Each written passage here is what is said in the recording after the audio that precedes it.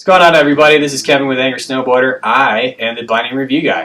In this video today, we're going to talk about my top 5 favorite freeride bindings. Started off, we're going to go with the Rome Targa. I actually got one right here. This guy. This is actually last year's, but nothing really changed.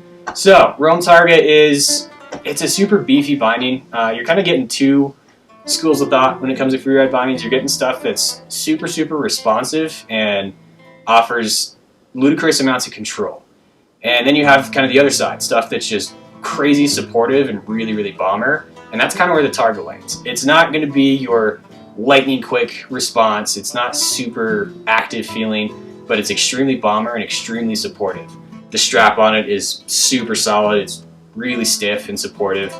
It's full plastic. It's injected plastic, so it's got no seams to blow out, so you can really hammer it 100 days a year actually free riding, and you're not going to wear it out at all, which is awesome. It's got 2 adjustable footbeds that go with it, so you'll have 0 degrees and 2.5, depending on whether you like canning. If you don't like canning, I run with the zeros. I'm not a huge fan of canning, tends to hurt my knees at my stance with. Its toe strap is awesome. It's got a full supportive band on top and then super stretchy rubber down low. Conforms over any boot really well. High back is got standard forward-leaning adjustment, but unlike pretty much any other binding I can think of, Rome does canting adjustment, so you can actually change the angle of your high back to be completely straight up, or you can cant it in. So you can actually get it, through riding a wider stance at, 23, 24, you can actually get it to cock in for you so it actually matches your leg angle. And then probably my favorite part about the whole binding is the pivot mount. That allows you to raise or lower or keep in the middle or whatever, and you can alter it side to side, keep them both up, both down. It really allows you to change how that strap's going to feel on your leg. I ride mine all the way up. I tend to get instep pressure issues, and then it also riding all the way up really increases the support and response of that binding. Super burly, crazy adjustable. One of my favorites is the Now Recon. It is on hanger 1.0, so it's got a little bit of a snugger fit, which I think kind of helps work that binding the way that it was kind of designed to.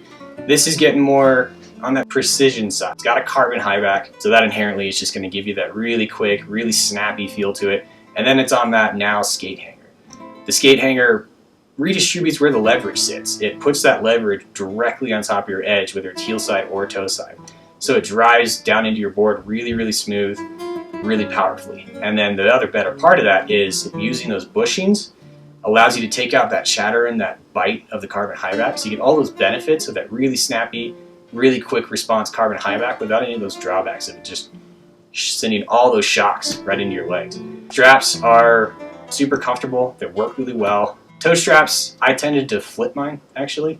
Tended to work better with my smaller foot. If you've got a little bit bigger boot going into that binding, I'm on the very low end of the size. If you've got a bigger foot going in there, it's not as much of an issue, but if you got a smaller foot or if you just feel like they're drifting a little bit, flip them. Try that. Tend to work for me. Yeah, the Now Recon, it's a super reactive, super responsive binding. Coming at you with a big B. So the Burton Genesis X.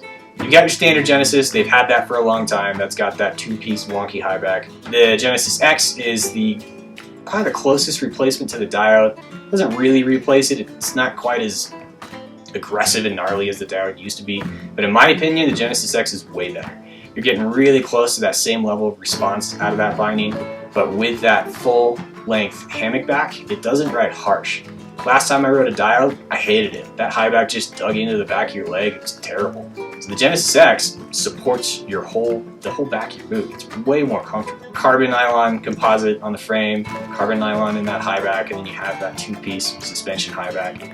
Full mesh strap, so it distributes that pressure really well. It's super comfortable. It's like you're surrounded in a nice plush hammock, while also having the performance of an F1 binding. So it's just super burly, aggressive, and responsive, just a good solid freeride binding from Burton. So this is the Flux XF. This is one of my favorites. Didn't change a ton coming from 2017 to 2018. The updates were a little bit on the strap and then the footbed itself. Everything else is pretty much the same. The bindings feel didn't change drastically, but the updates are welcome. I think the strap is a little bit better. It's a little bit more comfortable compared to the last one. It's still just an injected foam, so it still has that seamless, no stretch, and kind of that hammock feel where this cross brace is going to do most of that support and response, and this just distributes all that pressure across your boot. It's a little more supportive, straightforward than the old one used to be. And the other update is that footbed. So they added this kind of almost plasticky material to it. Just helps shed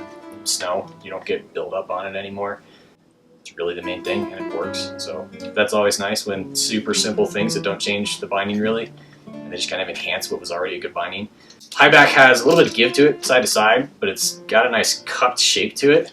So it follows your boot a little bit as you're moving around in the binding, and that center spine that runs down the back of it stays where it needs to in order to support your weight. So driving into this guy feels really supportive towards the back. And then with those, with the way Flux does their stuff, they don't do a ton of padding. They get you closer to the board with it. And then they're just giving you a nice solid footprint underneath the binding. A lot of companies right now are talking a lot about minimal binding contact. And that's great for certain styles of riding, but if you really want to power into your board, more binding contact's actually going to get it down there quicker and easier and faster with a little bit more precision. So that's kind of where this guy sits, if that's what you're looking for, something that's more of a direct connection. Flat.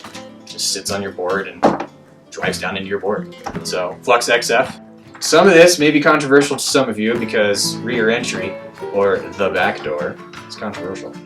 This is last year's model. This is the 2017, so the new one won't be this color. It's got a vaguely different strap. Really just was more of an aesthetic change than an actual performance change. Didn't feel any different. But so the Flow NX2, you can get into it two ways instead of just one way. Heyo. Drop down high back, that's what they're known for. Convenience factor, I don't care. They're comfortable and they perform. So NX2's got your aluminum frame and then the nylon high back and upper.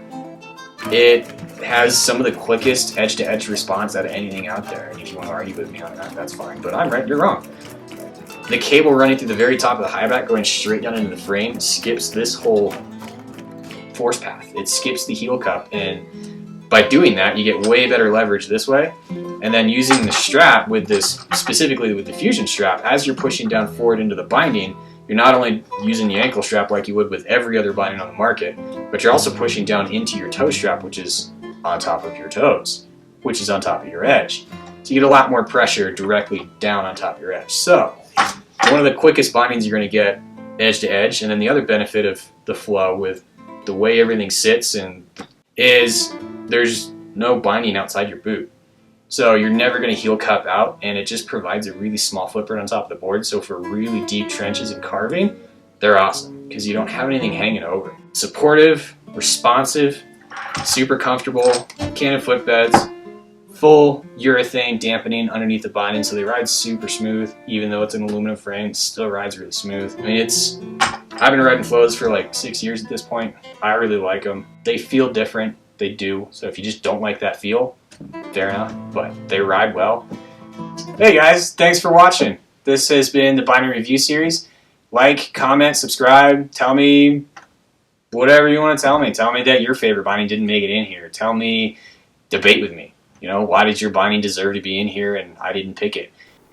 Oh, another thing, guys. If you like what we're doing and you want to try to support, check out the link below. We've got a Patreon now, and it gives you some really cool options with great benefits to give us some support monthly and get a little bit back and some sneak peeks behind the scenes. So check it out.